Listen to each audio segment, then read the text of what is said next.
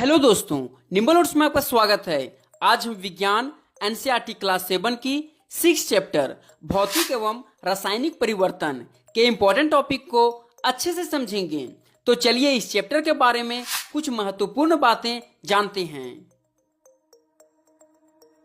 इस अध्याय में हम कुछ क्रियाकलाप या उदाहरण की मदद से भौतिक एवं रासायनिक परिवर्तनों का अध्ययन करेंगे। मुख्यतः हम यह जानने की कोशिश करेंगे कि पदार्थों में भौतिक एवं रासायनिक परिवर्तन कैसे होता है और इन परिवर्तनों के बाद पदार्थों पर क्या प्रभाव पड़ता है। इस चैप्टर का पहला टॉपिक है भौतिक परिवर्तन। तो चलिए हम लोग इसके बारे में जानते हैं। वह परिवर्तन जिसमें किसी पदार्थ के आकार, अमाप, रंग और अवस्था जैसे गुणों में परिवर्तन हो जाता है, भौतिक परिवर्तन कहलाता है। ऐसे परिवर्तन में कोई नया पदार्थ नहीं बनता है तथा भौतिक परिवर्तन सामान्यतः उत्क्रमणीय होता है, यानी परिवर्तन के बाद भी पदार्थ पहले की स्थिति प्राप्त कर सकता है। जैसे पानी का बर्फ में बदलना एवं बर्फ का पुनः पानी में बदलना एक भौतिक परिवर्तन है जिसमें पदार्थ की अवस्था में परिवर्तन हो रहा है। उसी तरह लोहे को अधिक गर्म करने पर लाल रंग में बदल जाना एवं ठंडा होने पर पुनः वास्तविक रंग में वापस आना भी एक भौतिक परिवर्तन है जिसमें पदार्थ की रंग में परिवर्तन हो रहा है। अतः इसी प्रकार से हम अपने चारों ओर अनेक प्रकार के भौतिक परिवर्तनों को देख सकते हैं। हमारा अगला टॉपिक है रासायनिक परिवर्तन। तो चलिए हम लोग इसके बारे में जानते हैं।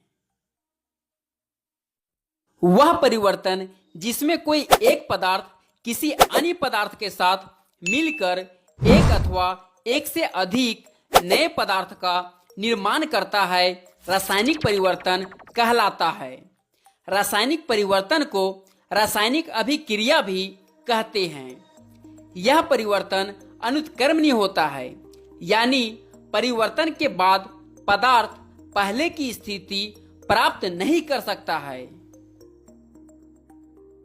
रासायनिक परिवर्तन में नए उत्पादों के अतिरिक्त निम्न घटनाएं भी हो सकती है, जैसे ऊष्मा, प्रकाश अथवा किसी अन्य प्रकार के विकिरण का बाहर निकलना अथवा अवशोषित होना, ध्वनि का उत्पन्न होना, गंध में परिवर्तन होना अथवा किसी नई गंध का बनना, रंग में परिवर्तन होना, किसी गैस का बनना इत्यादि।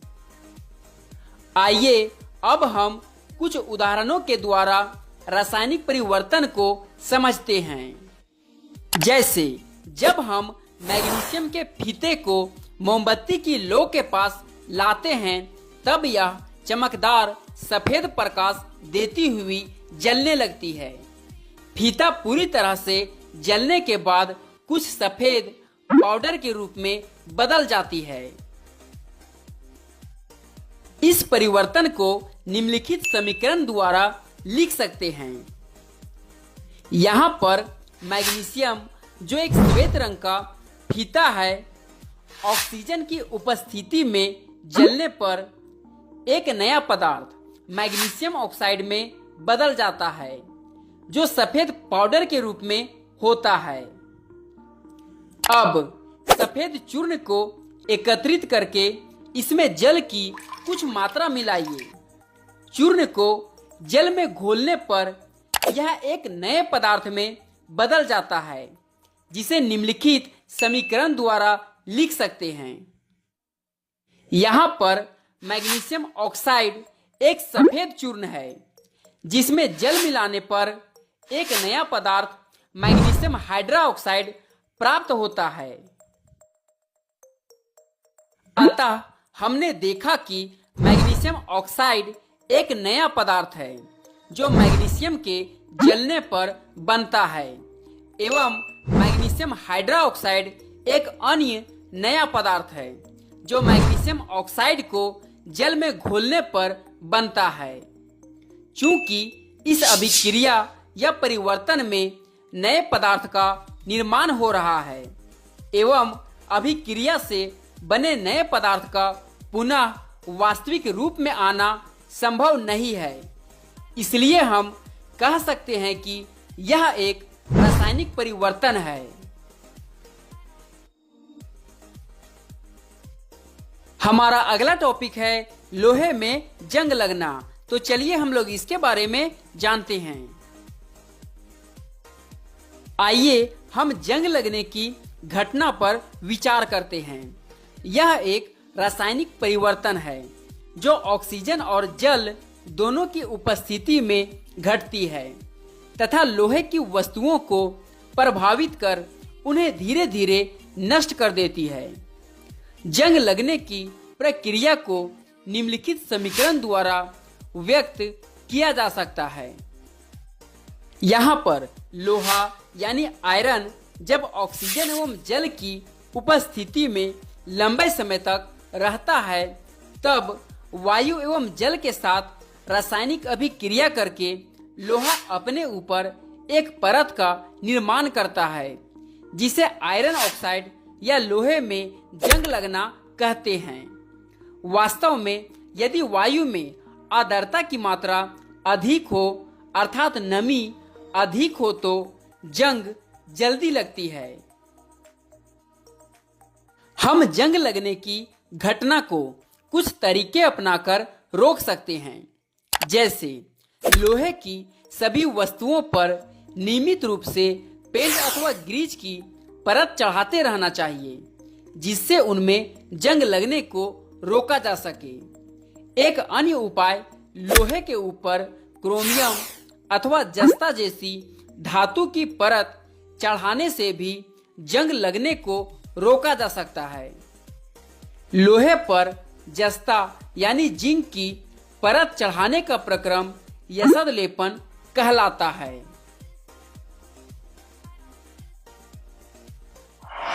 हमारा अगला टॉपिक है क्रिस्टलीकरण।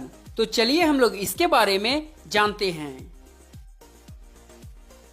क्रिस्टलीकरण तकनीक से हम क्रिस्टल के रूप में एक तरल से ठोस प्राप्त करते हैं।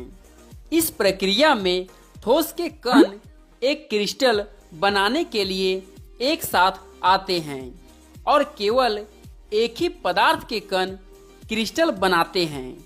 यह एक महत्वपूर्ण गुण है जिसके कारण क्रिस्टलीकरण का उपयोग पदार्थों के शोधन यानी शुद्धिकरण में किया जाता है।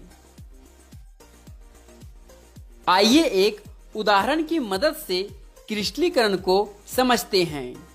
सबसे पहले कांच के किसी बीकर में 5 ग्राम अशुद्ध कॉपर सल्फेट का नमूना लें और इसे कम से कम पानी में घोलें। एक संतृप्त विलयन पाने के लिए कॉपर सल्फेट घोल से पानी का वाष्पीकरण करें। अब फिल्टर पेपर के साथ विलयन को ढक दें और 1 दिन के लिए इसे कमरे के तापमान पर छोड़ दें।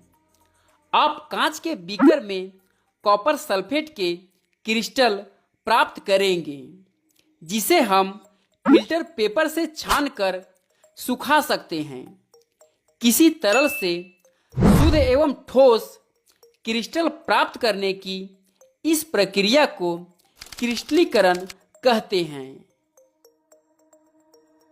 क्रिस्टलीकरण तकनीक का प्रयोग समुद्र के पानी से मिलने वाले नमक का शुद्धिकरण करने के लिए और अशुद्ध नमूनों से फिटकरी के शुद्ध क्रिस्टल को अलग करने के लिए भी किया जाता है।